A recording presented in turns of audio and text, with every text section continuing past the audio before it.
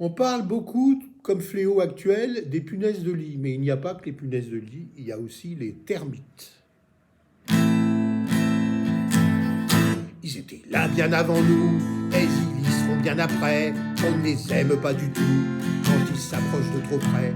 Et parfois c'est encore pire, quand ils vivent entre nos murs. Ils finissent par tout détruire, sans le moindre murmure.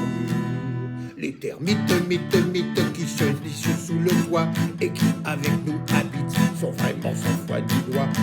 Les termites, mythes qui se nichent sous le toit et qui avec nous habitent sont vraiment sans foi ni loi. Ils détestent voir la lumière et ils se cachent dans le noir. Oui, mais pour s'envoyer en l'air, ils sortent tous par un beau soir. À la lueur du gros lampadaire, ils dansent dans le crépuscule, en se pelotant le derrière, puis à la fin ils s'embrassent. Les termites, mythes qui se nichent sous le toit et qui avec nous habitent sont vraiment sans foi ni loi.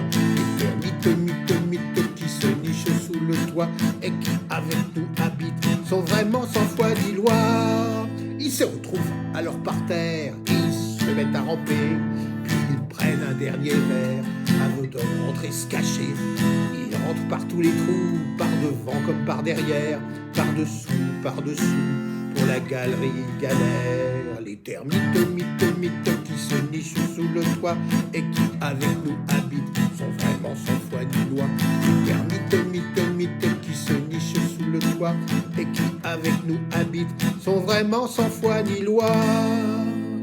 Mais si un jour les ouvriers veulent tout révolutionner, les soldats et leurs mandibules leur en mettront plein la fistule. Il faudrait faire un coup d'état de bois c'est sûr, mais les vers moulus dans le bois ne laisseront que de la sueur. Les termites, mythes qui se nichent sous le toit et qui avec nous habitent sont vraiment sans foi ni loi.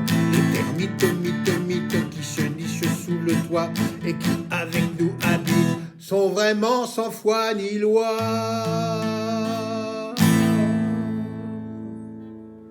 Poil au bras.